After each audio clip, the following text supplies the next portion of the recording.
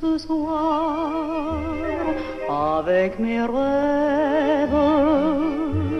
Je suis seule ce soir sans ton amour.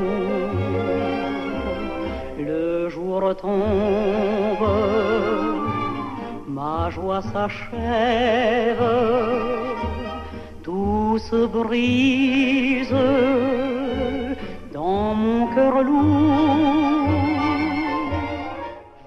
À la gare, j'ai oublié de vous dire, à la gare du Nord, j'étais quand même un peu... Il y avait quelquefois, parce qu'il y avait d'autres endroits et d'autres réseaux aussi, il y avait quelquefois 11 aviateurs, enfin un boy, qui descendaient du même train, un peu dispersés d'ailleurs. Mais au bout du quai, il y avait un contrôle allemand. Alors, je me suis toujours demandé comment ils n'étaient pas intrigués. Ces boys nous suivaient quand même un peu, ils avaient tellement peur de nous perdre de vue. Ils avaient un air british, comme il n'est pas permis. À Paris, nous prenions le métro, ce qui était très amusant pour nous car il fallait pousser pour entrer dans la rame. Nous changions à Barbès-Rochechouart et descendions au métro Terne, à 2 pas de la maison, rue Marguerite, chez Madame Stassard, qui habitait à côté d'une jolie grille du parc Monceau. Elle était concierge et elle recevait les boys dans sa loge de concierge, autour de sa table, et on déjeunait là. Elle a été arrêtée plus tard, et elle est morte en déportation. Le jour tombe, ma joie s'achève, tout se brise dans mon cœur lourd. Je suis seule ce soir avec ma peine, j'ai perdu l'espoir de ton retour.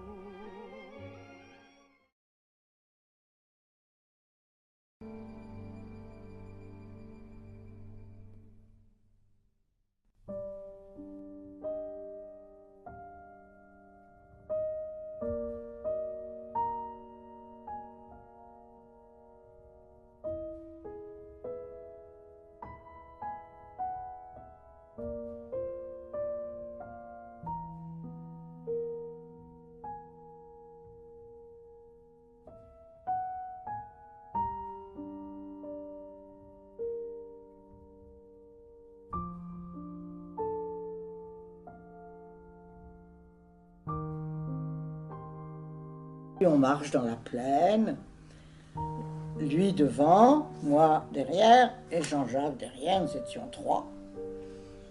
De temps en temps, Maurice Bricot se retournait vers moi.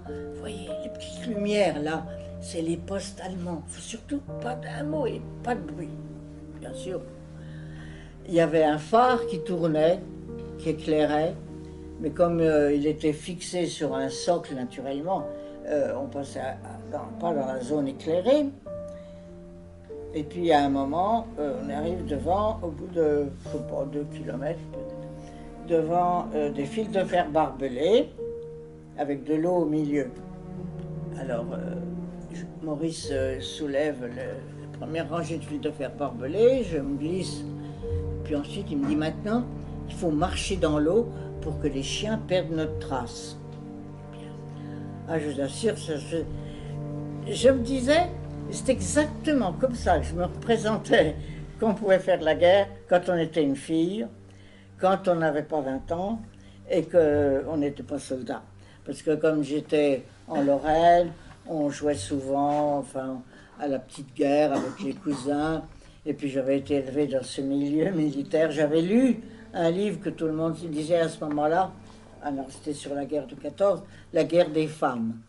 On voit Louise de Bettigny et Léonie Vanout faire exactement ça, passer la frontière de la France à la Belgique.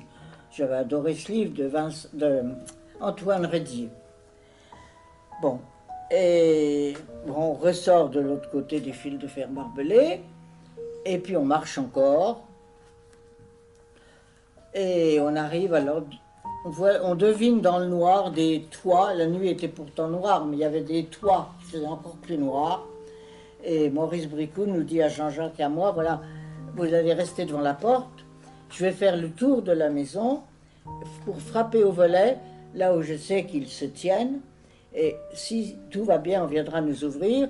Si on ne vient pas nous ouvrir, c'est que ça sent mauvais, comme on dit, et qu'il faudra partir tout de suite. Alors il fait le tour de la maison, et puis il revient, et on vient nous ouvrir. On a traversé la maison, un couloir complètement noir, je me rappelle. Et puis au fond, au bout, une porte. Et on est entré dans une pièce brillamment illuminée. Mais naturellement, tout était bien camouflé. On ne pouvait pas voir les lumières à l'extérieur. Mais alors, figurez-vous que les Belges, c'était tout à fait le contraire de ce qui se passait en France. Ils trouvaient ça tellement rigolo de recevoir des aviateurs alliés que le soir où ils avaient comme ça du passage, ils invitaient leurs cousins, leurs amis, leurs copains, tout le monde autour d'eux. Et la pièce était bourrée de gens. Au milieu d'une brume de tabac brun, l'atmosphère était très détendue, différente de celle que nous connaissions en France. Au milieu de tous ces gens, il y avait 4 types, qui avaient une gueule d'anglais, à peine croyable, british en diable, cheveux ras, puisqu'ils étaient militaires, habillés n'importe comment, avec des vêtements qui leur arrivaient au-dessus des chevilles et des poignets, tant ils étaient grands. Et puis surtout, cet air ahuri qu'on a lorsqu'on ne comprend rien de ce qui se dit autour de nous.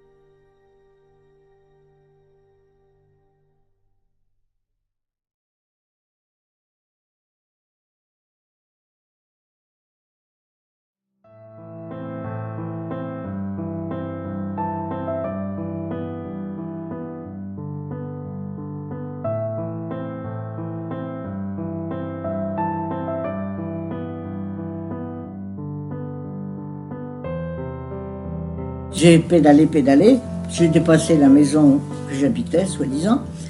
Et puis alors là, c'était plus rien, ce qu'on appelle le no man's land, le pays de personne, vous savez.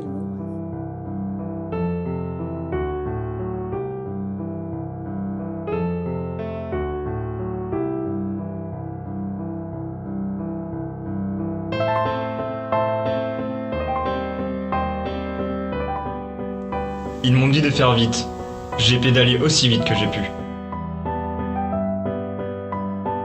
J'étais tellement contente, je me suis dit, bah voilà, j'ai réussi à passer le front, ce qu'on lit dans les livres, on ne sait pas comment ça se passe, et ben voilà.